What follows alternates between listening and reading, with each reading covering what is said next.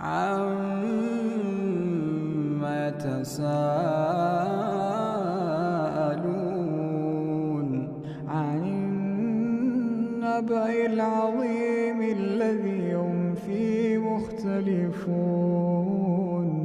كَلَّا سَيَعْلَمُونَ ثُمَّ كَلَّا سَيَعْلَمُونَ أَلَمْ نَجْعَلِ الْأَرْضَ مِهَادًا وَالْجِبَالَ أَوْتَادًا وَخَلَقْنَاكُمْ أَزْوَاجًا وَجَعَلْنَا نَوْمَكُمْ سُبَاتًا وَجَعَلْنَا اللَّيْلَ لِبَاسًا وَجَعَلْنَا النَّهَارَ مَعَاشًا وَبَنَيْنَا فَوْقَكُمْ سَبْعًا شِدَادًا وَجَعَلْنَا سِرَاجًا وَهَّاجًا وَأَنزَلْنَا مِنَ الْمُعْصِرَاتِ مَاءً ثَجَّاجًا